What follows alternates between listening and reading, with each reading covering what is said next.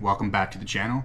Typically you'll find me outdoors, exploring, fishing, camping, maybe lost in a jungle, but today I'm going to be talking about why we should explain prayer to atheists, and I believe that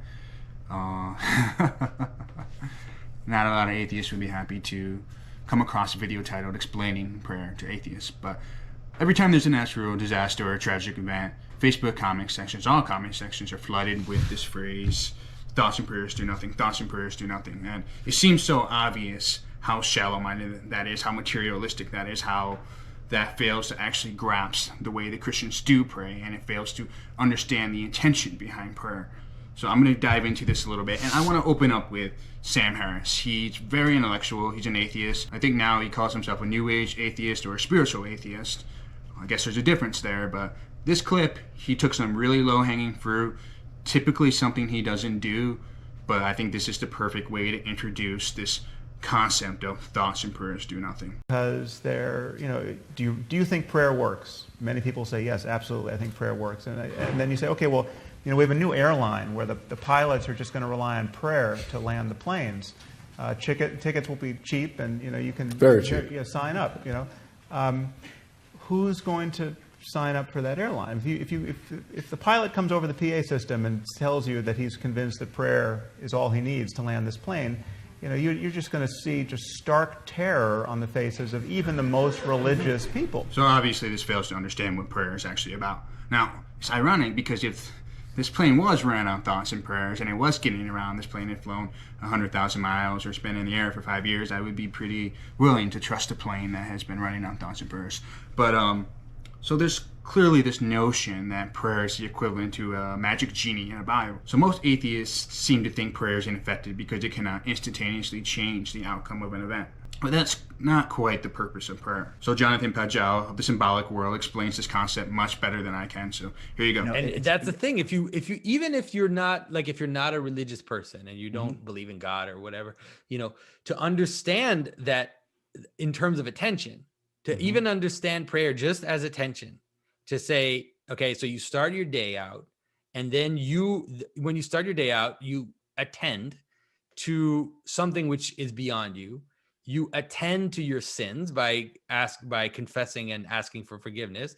You attend to the people you love and care about by interceding for them.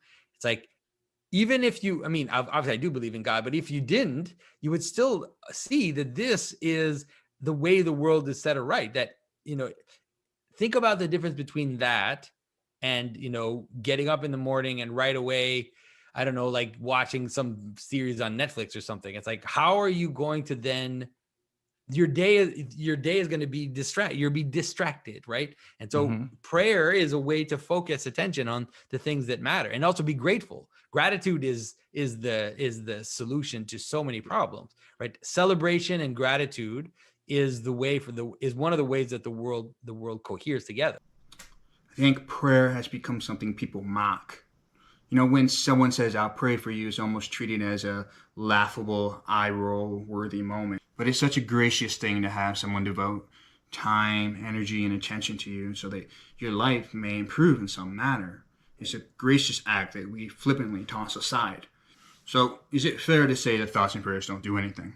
If your view is limited solely to the fact that prayer doesn't give us what we want instantaneously and revert tragedy, but that's missing the point of prayer. So that would be something like saying intentions don't change the world, actions do. And we know this is not the case because one follows the other. So you want to think about the parable of the mustard seed to understand what prayer is. Because prayer can be likened to the mustard seed, not in the sense of faith, but in the sense of potentiality. So the mustard seed is the smallest seed there is, but it grows and becomes one of the largest plants. And that's very similar to what prayer can be. Prayer can be long, demanding, taxing, and the effects, the fruits of the prayer may not come till 10 years later.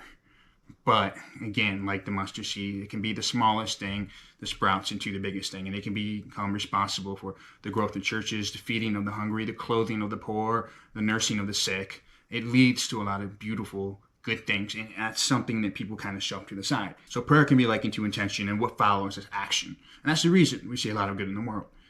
Because of prayer, because of the Christian beliefs, because of the moral code that people have. And As Jonathan Pageon said, it's not just prayer. You don't have to be a believer to understand how prayer helps us in our daily life. So far, I haven't really told it correctly, but I think the idea is atheists see these groups of people, these evangelicals who try to treat prayer as a band-aid to fix any situation. And there have been instances in the past where, I think it was Hillsong or Elevation, my brother just told me about this the other day, somebody broke their leg, and instead of taking them to the hospital, they all prayed for him, and he died from his injuries. But had they have called the medical services, they would have saved his life. So that's a legit situation where prayer is misused, and that is a legit criticism that atheists can